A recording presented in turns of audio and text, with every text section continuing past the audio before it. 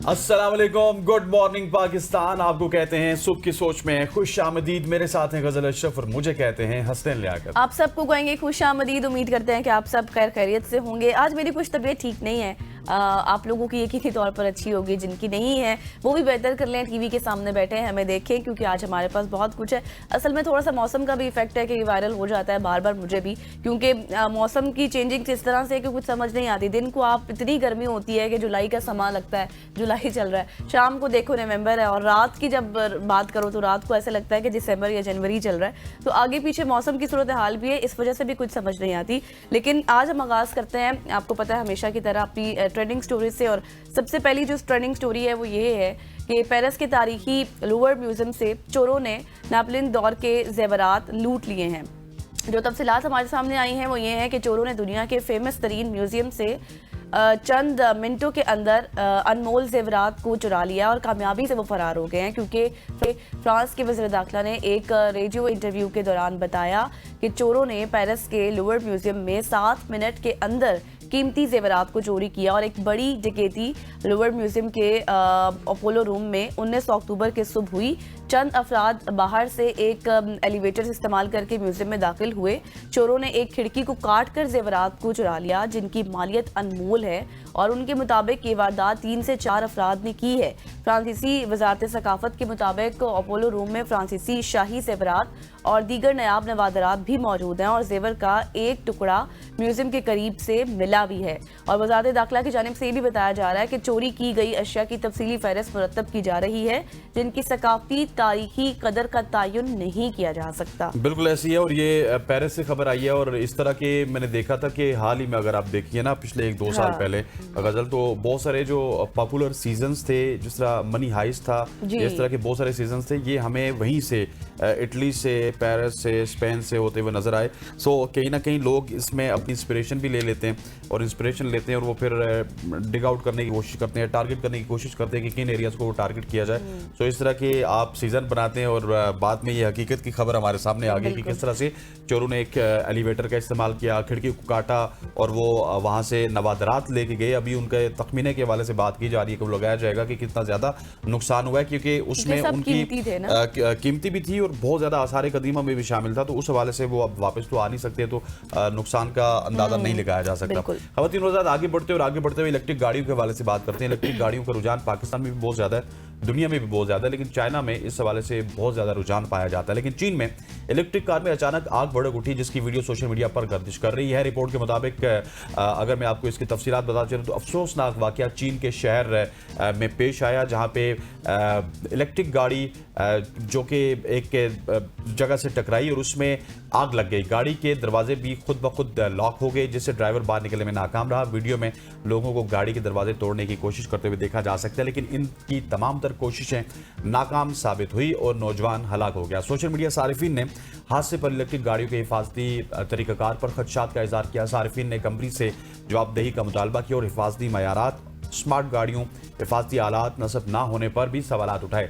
इससे कबल भी भारत में अगर आपको याद हो तो इलेक्ट्रिक गाड़ी आग लगने से तबाह हो गई थी। सोशल मीडिया पर वो वीडियो भी वायरल हुई थी, एक वीडियो जिसमें भारतीय शहरी कर्नाटक के शहर बेंगलुरु में एक इलेक्ट्रिक कार को सड़क के बीचों बीच बुलंद बाला शोलों में गिरे हुए देखा जा सकता था। सो ये इलेक्ट्रिक गाड़ियों के जो आप कह सकते हैं कि उनके हवाले से इस तरह की खबरें आना शुरू हो चुकी हैं, और इस हवाले से अब सेफ्टी मेजरमेंट्स भी लेने होंगे जो इलेक्ट्रिक गाड़ियाँ हैं, मशहूर मारूफ कंपनीज हैं, उनको स्पेशली। बिल्कुल आप सही कह रहे हैं, क्योंकि अब से 1-2 रोज पहले ही जहाज में भी इसी तरह से आग भड़क उठी थी। और अभी आप देखें कि चाइना की अगर बात की जाए ना, तो China is a global leader in EV manufacturing, और ईवी व्हीकल के इस्तेमाल अब पाकिस्तान जैसे डेवलपिंग कंट्रीज में भी बहुत ज़्यादा हो रहा है।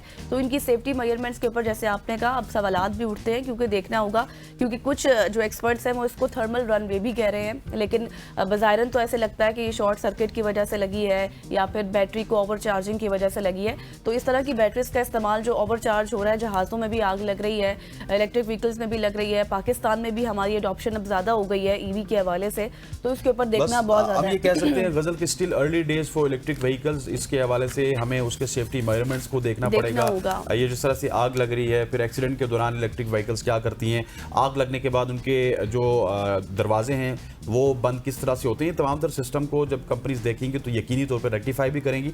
इलेक्ट्रिक व्हीकल में और ज्यादा आपको चेंजेस नजर आएंगी और with the passage of time safety measurements को भी इंप्रूव किया जाएगा। बिल्कुल एग्जैक्टली, और आवाम को अवेयर भी करना जरूरी है। खैर आगे बढ़ते हैं और आपको बताते हैं ब्राजील से आपको खबर देंगे, जहां ब्राजील के शहर sao Paulo में पेश आने वाला एक दिल दहला देने वाला वाकया जिसने हर सुनने वाले को सोचने पर मजबूर कर दिया है। और ये कहानी वाकई जब आप सुनेंगे तो आपको फीलिंग्स तो आएंगी और आपको दुख भी होगा, क्योंकि ये 52 साला माँ और उसकी 21 साला बेटी की है, जिन्होंने एक सालगिरह का केक खाया जो मुबैना तौर पर उनके किसी करीबी रिश्तेदार ने उन्हें तोहफे पर दिया था। बज़ाहिरन ये खुशगवार लम्हा था और एक सादा सा केक था, ज़ाहिर मोहब्बत की एक छोटी सी आप ये कहें कि निशानी समझी जा रही थी। लेकिन केक खाने के कुछ ही देर बाद दोनों माँ बेटी की हालत गैर हो गई और शदीद तकलीफ के बाद उन्हें फ़ौरन अस्पताल ले जाया गया, लेकिन किस्मत ने उनका साथ भी नहीं दिया और दोनों की जान भी नहीं बचाई जा सकी। जब तहकीकात का आगाज़ हुआ तो ये पता चला कि मतलब आप ये कहें कि एक हैरान कुन मोड़ सामने आया।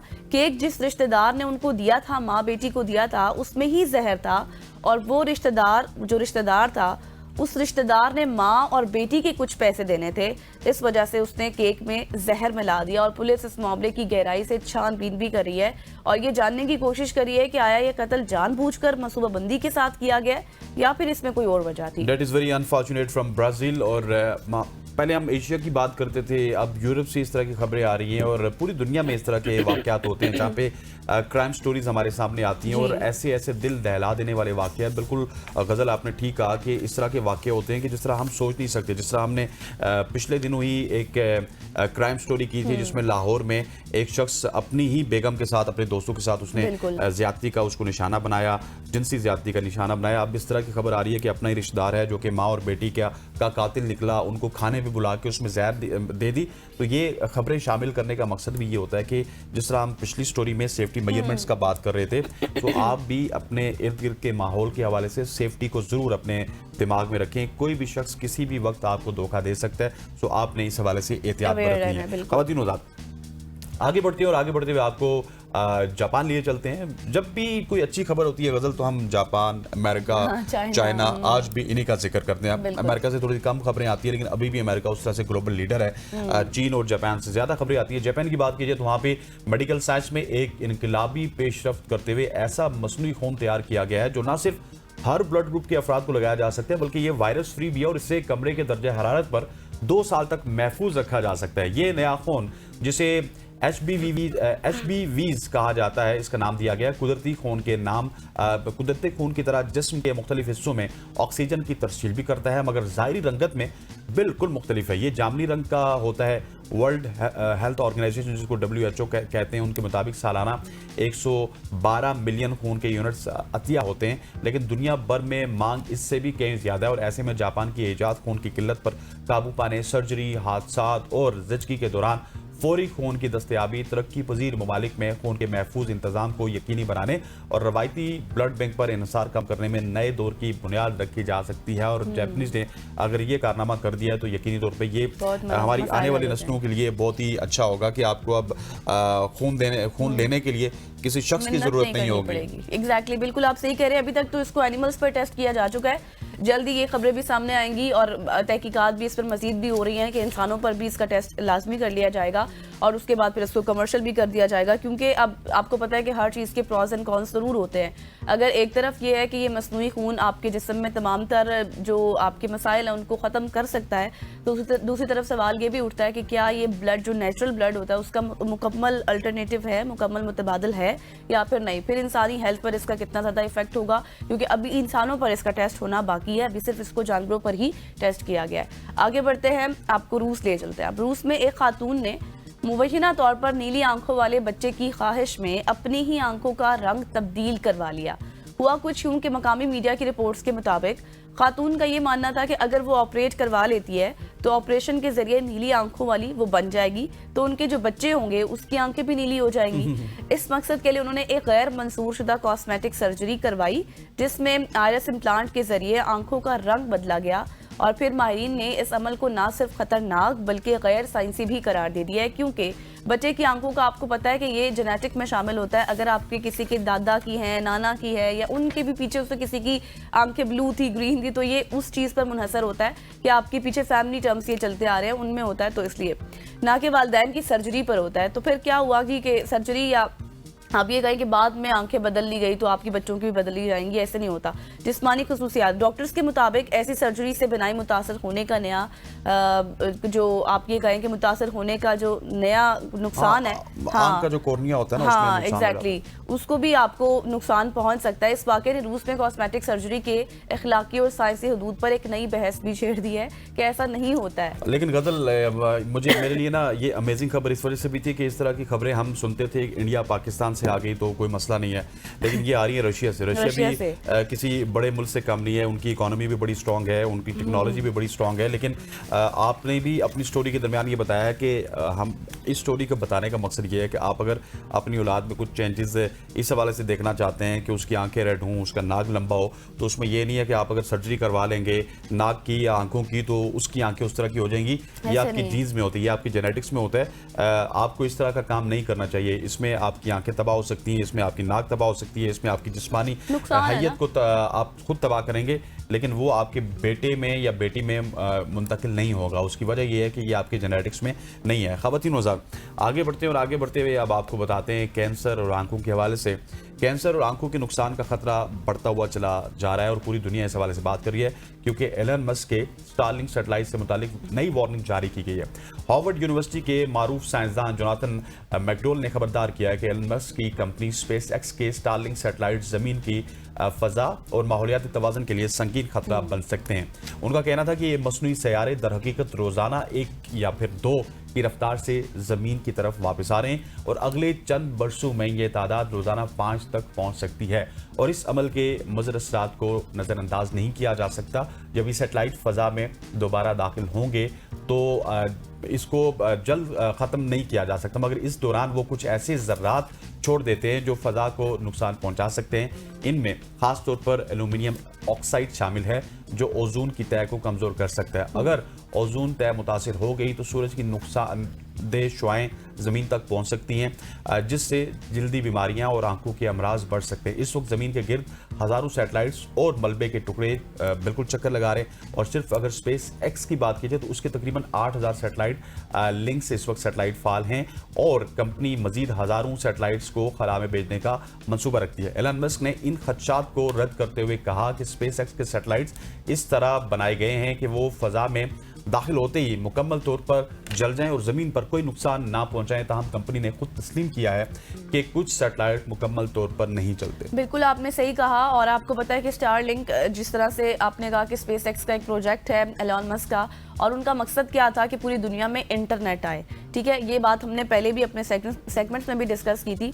लेकिन आपको पता है कि जितने भी सैटेलाइट्स अभी तक जो मैं देख रही थी वो 6000 प्लस थे जो कि लॉन्च किए गए हैं, और मजीद इसकी तादाद जैसे आपने कहा कि हज़ारों तक जाएगी, तो 42,000 तक की बात की जा रही है कि वहाँ तक भी जा सकती है। अब जब भी एक एक सैटेलाइट लॉन्च होता है तो आपको पता है कि उससे क्या होता है, कार्बन का खराज होता है, हमारी एयर पोल्यूशन ज़्यादा हो जाती है। इस पर आगे चलकर हम मजीद सेगमेंट भी करेंगे, उस पर बात भी करेंगे। लेकिन अभी ये है कि खतरात इसके काफ़ी ज़्यादा बढ़ सकते हैं। लॉन में आपको अवेयर कर दिया। बिल्कुल ऐसी खबरदीन वज़ात। यहाँ पे वक्त हो चाहता है एक लेकिन ब्रेक से पैकेज पहले दिखाने का, और पैकेज दिखाएंगे आपको। नहीं, पैकेज दिखाने का वक्त हो जाता है। और खानपुर के पेड़ों के हवाले से तो आपने सुना होगा, खानपुर के पेड़े अपनी खास लज्जत और खुशबू के बायस हर दिल अजीज हैं। खालिस दूध हो, देसी घी और खुश्क मेवाजात से तैयार होने वाले ये पेड़े खानपुर की पहचान बन चुके हैं। लोग ना सिर्फ खुद शौक सिखाते हैं बल्कि अपने प्यारों को तोहफे के तौर पर भी बेचते हैं। आइए देखते हैं रब नवाज की ये मज़ेदार की सी रिपोर्ट, जहाँ पे आप रिपोर्ट तो देखेंगे लेकिन साथ साथ मेरा गजल का और आपका भी दिल चाहेगा कि पेड़े अभी हमारे पास होने चाहिए। कानपुर के पेड़े जो हैं वो अपनी मिसाल आप हैं, क्योंकि ये खालिस दूध, घी और देसी जात से जो तैयार किए जाते हैं। यही वजह है कि ये ना सिर्फ पाकिस्तान बल्कि बैरूनी मुमालिक में जो है वहाँ भी पसंद किया जाता है। कानपुर के शहरी जो हैं ये खुद भी इन्हें खाते हैं और अपने अजीजों कार को जो है वो तोहफे के तौर पर भेजते हैं। मैं सर यहाँ पे पेड़े खरीदने आया हूँ और इनके पेड़े बहुत ही मशहूर हैं। पाकिस्तान में ये कदीमी खोया पैलेस है, इसके नाम से पहचाना जाता है। और यहाँ मैं पेड़े खरीदने आया हूँ और इनके पेड़े बहुत ही अच्छे हैं और इनकी सौगात सारी स्पेशल सौगात है। मैं यहाँ से अक्सर पेड़े भी लेके जाता हूँ, सोनवा भी लेके जाता हूँ और इनकी मशहूर सौगात है। ये पेड़े आप घर लेकर जा रहे हैं या तोहफे के तौर पर लेने के लिए आए? तोहफे के तौर पर जो है ना भेजने हैं, सऊदी अरब भेजने हैं अपने दोस्तों को और अक्सर मैं यहीं से लेके जाता हूँ। खालिस दूध से तैयार करके ये फिर मशीन में गिरते हैं। मशीन में गिरने के बाद फिर ये उनसे हाथों पे लेके आते हैं, फिर इसके पेड़े तैयार करे जाते हैं, फिर इसके ऊपर हम खोपरा लगाते हैं। पेड़ा शॉप के मालिक भी मौजूद हैं, इनसे बात करेंगे। सर हमें बताइएगा पेड़ों के हवाले से क्या कहेंगे, और शहरी जो है वो पेड़े खरीदने आते हैं तो वो तोहफे के तौर पर भेजते हैं या खुद ही खरीदारी करते हैं, क्या कहेंगे इस हवाले से आप? हम हफ्ज़ान नसीहत के मुताबिक पेड़े तैयार करवाते हैं दूध और चीनी के साथ। लोग पेड़े के जायके की वजह से हमारे पास आते हैं और हमारे पेड़े बहुत मशहूर हैं।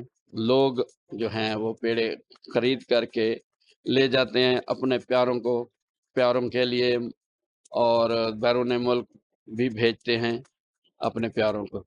जी, जैसा कि आपने शहरियों की गुफ्तगू भी सुनी और दुकान मालिक की भी बात सुनी, तो उनका यही कहना है कि खानपुर के पेड़े जो हैं वो अपनी पहचान आप हैं, जो कि ज़ायके और लज़्ज़त में बेमिसाल हैं। शहरी ना सिर्फ खुद पसंद करते हैं बल्कि अपने अज़ीज़-ओ-क़ारब दोस्तों को ना सिर्फ पाकिस्तान के जो शहर हैं उनमें भेजते हैं बल्कि बैरूनी ममालिक में भी तोहफ़े के तौर पर भेजते हैं। क्या बात। जी हाँ जी, क्या ज़बरदस्त पेड़े थे ये, जब वो कह रहे थे ना कि उसके ऊपर हम खोपरा लगाते हैं। हाँ, उस वही मैं टाइम कह रहा तो- था, हमें भी दिल करेगा कि हम यहाँ पे पेड़े हमारे पास होते हैं और हम खाते खाते आपको बताते हैं अबदीन उज़ाद यहाँ पे वक्त हो जाता है। एग्जैक्टली, जायके और लज़्ज़त से भरपूर ये पेड़े हैं जी। यहाँ पर लेंगे एक ब्रेक, छोटी सी, वापस आएंगे। Stay with us.